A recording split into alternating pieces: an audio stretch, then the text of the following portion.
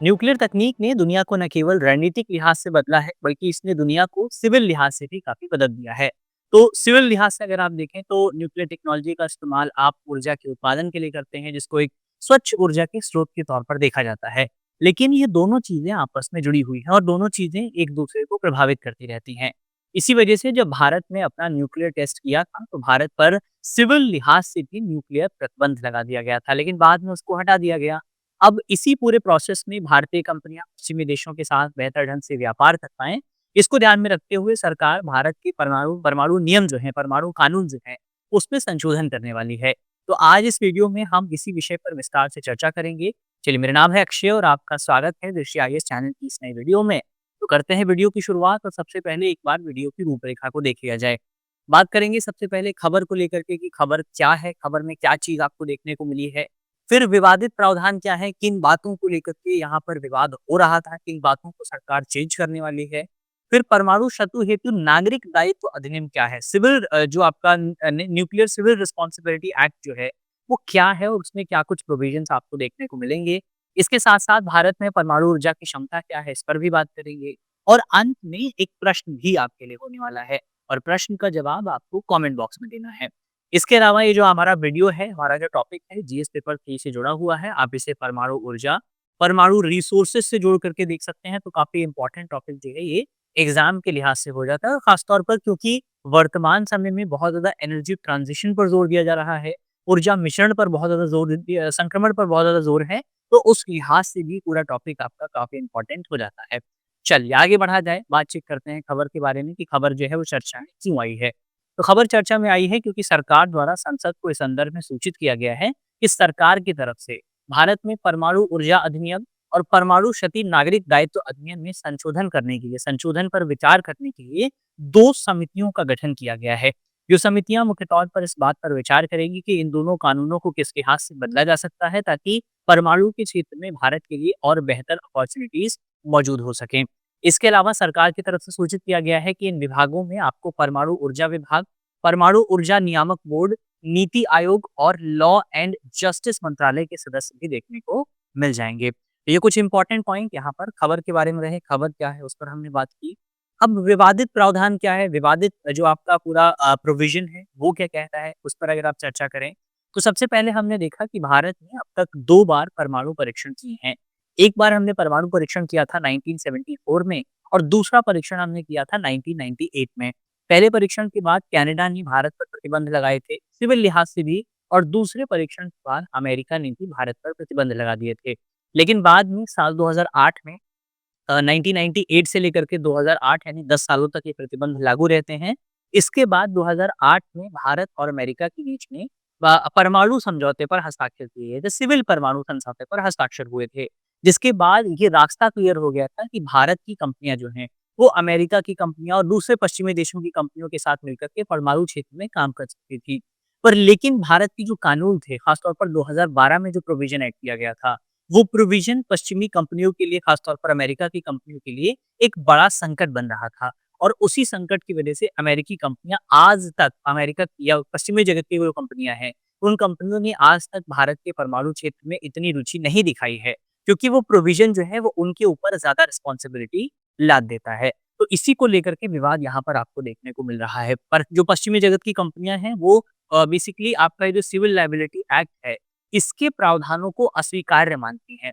ये जो civil liability act है, इसके मौजूदा प्रावधान के अनुसार जो परमाणु ऊर्जा आपूर्ति करता है, यानी कि जो सप्लायर हैं, उनकी भी बेसिकली उच्च स्तर की ज़िम्मेदारी यहाँ पर रखी जाती है कि उनको भी रिस्पॉन्सिबिलिटी, अगर परमाणु जो आपका संयंत्र है उसमें कोई दुर्घटना होती है, तो उस दुर्घटना के दौरान इनको भी यहाँ पर रिस्पॉन्सिबिलिटी दी जाती है। जबकि अगर आप जो अंतर्राष्ट्रीय स्तर पर कन्वेंशन है, जिसको कहा जाता है पूरक मुआवजा कन्वेंशन, ये कन्वेंशन बेसिकली आपका बहुत सीमित स्तर पर रिस्पॉन्सिबिलिटी की बात करता है, जबकि भारत में बहुत बड़े लेवल पर रिस्पॉन्सिबिलिटी देने की बात की गई है कि यहाँ पर जो आपके प्रोविजन है, वो प्रोविजन काफ़ी ज़्यादा कॉन्फ्लिक्टिंग है और इसी वजह से बहुत सारी जो अमेरिकी कंपनियाँ हैं, बहुत सारे पश्चिमी जगत की जो कंपनियाँ हैं, वो कंपनियाँ भारत में निवेश नहीं करना चाहती हैं। तो ये ओवरऑल हमने एक बैकग्राउंड देखा कि कहाँ पर जो है मामला फँस जाता है, कहाँ पर जो है, कहाँ से विवाद पैदा होता है।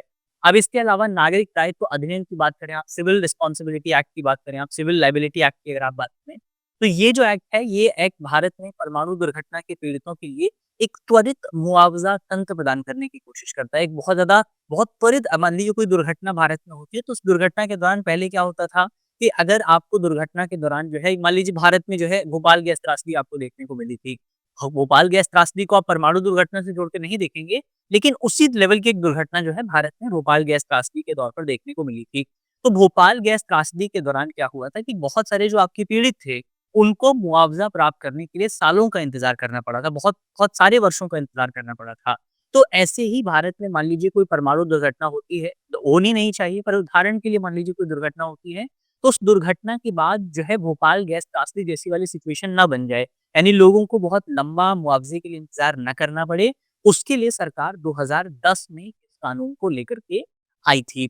तो इसके तहत पीड़ितों के लिए बेसिकली आपका मुआवज़े के शीघ्र भुगतान का तंत्र प्रदान किया रहता है।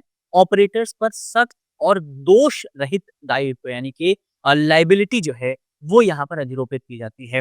अब दोष रहित दायित्व का क्या मतलब है? दोष रहित दायित्व का मतलब ये है कि अगर परमाणु दुर्घटना होती है, अगर किसी संयंत्र में दुर्घटना होती है, भले ही वो दुर्घटना ऑपरेटर की गलती की वजह से ना हुई हो, लेकिन इसके बावजूद भी ऑपरेटर उसके लिए ज़िम्मेदार होगा, उसके लिए रिस्पॉन्सिबल होगा और ऑपरेटर को जो है मुआवज़ा प्रदान करना पड़ेगा। इसी को कहा जाता है दोष रहित दायित्व। तो ये ओवरऑल ये प्रावधान करता है कि ऑपरेटर को अपनी ओर से किसी भी गलती के बावजूद भी क्षति के लिए उत्तरदायी ठहराया जा सकता है। इसके अलावा इस कानून की जो सबसे विवादित बात है, जिसको लेकर के पश्चिमी कंपनियाँ भारत में नहीं आ रही, भारत में इन्वेस्टमेंट नहीं कर रही हैं, जिस पर हमने पहले भी बात की। ये कानून आपूर्तिकर्ता के दायित्व का भी निर्धारण करता है। जो सप्लायर्स हैं, उनकी भी लायबिलिटी निर्धारित करता है। तो अब आप सोच करके देखिए कि अगर कोई कंपनी भारत में परमाणु ऊर्जा या उससे जुड़ा जो मटेरियल है, उसको सप्लाई करती है, तो उसकी भी रिस्पॉन्सिबिलिटी बन जाती है। तो वो कंपनी भारत में इन्वेस्टमेंट करने क्यों आएगी? वो कंपनी भारत में न्यूक्लियर मटेरियल, फिसाइल मटेरियल क्यों जो है सप्लाई करेगी? तो ये भी बहुत विवादित प्रावधान है।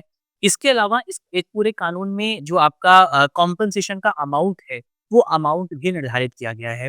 तो जो कंपनियाँ हैं, जो ऑपरेटर्स हैं, उनके लिए जो मिनिमम अमाउंट है, वो है 1500 करोड़ रुपए यानी इतना आपको पैसा देना पड़ेगा। अब इसको थोड़ा-सा हम एग्ज़ाम्पल से समझेंगे कि यहाँ पर ये पूरा प्रोविज़न कहता क्या है। तो प्रोविज़न की अगर आप बात करें, प्रोविज़न जो है बेसिकली एक तो ऑपरेटर्स के लिए रिस्पॉन्सिबिलिटी निर्धारित करता है, लायबिलिटी निर्धारित करता है कि अगर कोई दुर्घटना होती है तो उनको पैसे देने पड़ेंगे। लेकिन कितने देने पड़ेंगे और कहाँ तक देने पड़ेंगे, ये भी बेसिकली इस पूरे कानून में निर्धारित किया गया है। कानून ये कहता है कि मान लीजिए कोई दुर्घटना जो भारत में आपको देखने को मिलती है, फिर एक बार दुर्घटना नहीं होनी चाहिए। फॉर एग्ज़ाम्पल के लिए आप मान लीजिए कि कोई दुर्घटना भारत में होती है, तो ऐसी सिचुएशन में बेसिकली जो आपका ऑपरेटर है उसको 1500 करोड़ रुपए जो हैं वो कॉम्पेंसेशन के तौर पर देने पड़ेंगे। कितने? 1500 करोड़ रुपए कॉम्पेंसेशन के तौर पर देने पड़ेंगे।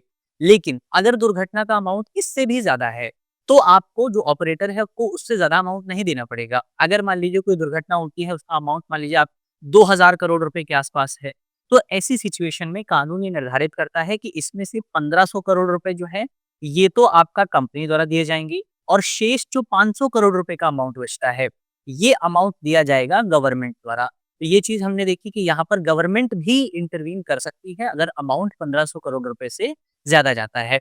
लेकिन गवर्नमेंट कितना इन्वेस्ट करेगी, गवर्नमेंट कितना कंपनसेशन देगी, उसकी भी लिमिट निर्धारित की गई है। लिमिट ये कहती है कि सरकार जो है वो 2100 करोड़ से लेकर के 2300 करोड़ रुपए तक अमाउंट जो है दे सकती है। यानी कि अगर आपका नुकसान जो है वो 2100 करोड़ रुपए तक है या 2300 करोड़ रुपए तक है, मान लीजिए कोई दुर्घटना होती है, उसमें 2300 करोड़ रुपए का नुकसान होता है, 2300 करोड़ रुपए की जो कंपनसेशन है वो बनता है। तो इसमें से आपका 1500 करोड़ रुपए जो है, ये तो उस कंपनी द्वारा दिया जाएगा, ऑपरेटर द्वारा दिया जाएगा और शेष जो अमाउंट बचता है, कितना बचता है? 800 करोड़ रुपए जो अमाउंट बचता है, ये अमाउंट दिया जाएगा आपका सरकार द्वारा। लेकिन अगर दुर्घटना का जो कॉम्पेंसेशन है वो 2300 करोड़ रुपए से भी ज़्यादा चला जाता है, मान लीजिए 3000 करोड़ रुपए चला जाता है, तो ऐसी सिचुएशन में आपका क्या होगा? 1500 करोड़ रुपए जो है कंपनी देगी, शेष अमाउंट यानी कि 800 करोड़ रुपए जो है वो सरकार देगी और जो बाकी अमाउंट बचता है कितना? 700 करोड़ रुपए आपका अमाउंट बचता है, ये पैसा नहीं दिया जाएगा।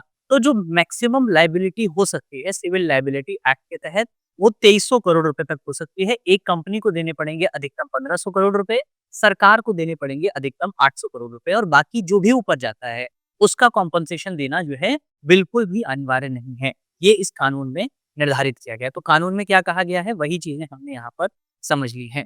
तो ओवरऑल कानून क्या कहता है, हमने उस पर बात कर ली है। अब हम थोड़ा-सा और आगे बढ़ते हैं, कुछ और इम्पोर्टेंट पॉइंट बात करते हैं, जैसे भारत में परमाणु ऊर्जा की क्या सिचुएशन है, खासतौर पर सिविल क्षेत्र में। न्यूक्लियर के सेक्टर में भारत के पास परमाणु हथियार मौजूद है, भारत ने 2 बार टेस्ट भी किया है, उसके बाद भारत ने टेस्ट करना बंद कर दिया। परमाणु सिविल क्षेत्र में अगर आप बात करें, तो वर्तमान समय में भारत में आपको जो है टोटल 7 परमाणु संयंत्र देखने को मिलते हैं भारत के अलग-अलग राज्यों में। इसमें से तमिलनाडु जो है, इसमें भारत के सबसे ज़्यादा जो है न्यूक्लियर संयंत्र मौजूद हैं। टोटल 2 संयंत्र आपको तमिलनाडु में मिलेंगे, बाकी अलग-अलग राज्यों में 1-1 संयंत्र आपको मिल जाएगा।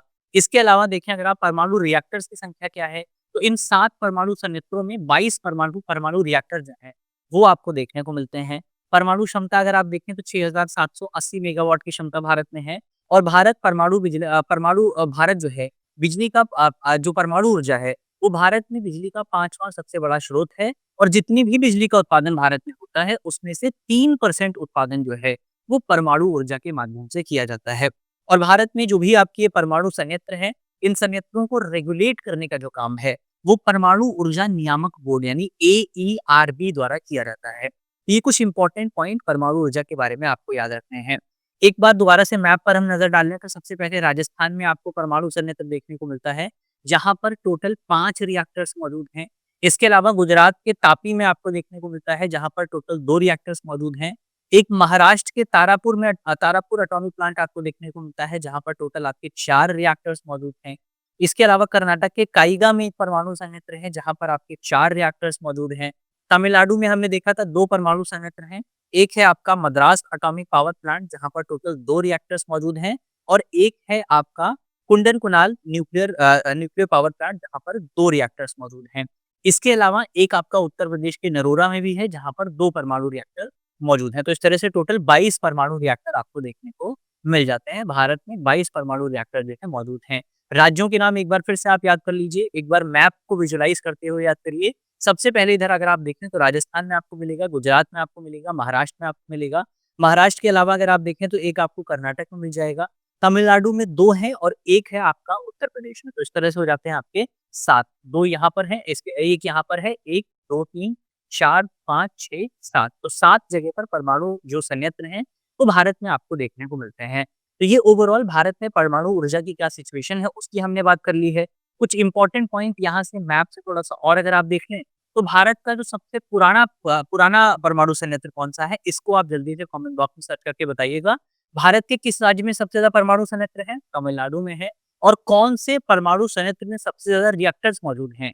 तो आपको राजस्थान के परमाणु संयंत्र, राजस्थान का जो एटॉमिक पावर प्लांट है, वहाँ पर सबसे ज़्यादा परमाणु रिएक्टर देखने को मिलते हैं। टोटल 6 रिएक्टर जो हैं, वो राजस्थान के एटॉमिक पावर प्लांट में मौजूद हैं। तो राजस्थान के एटॉमिक पावर प्लांट में सबसे ज़्यादा रिएक्टर हैं और तमिलनाडु में आपको सबसे ज़्यादा पावर प्लांट देखने को मिलते हैं। ये 2 पॉइंट आपको याद रखने हैं। चलिए अब अंत में एक करंट अफेयर का सवाल आपके लिए मौजूद है।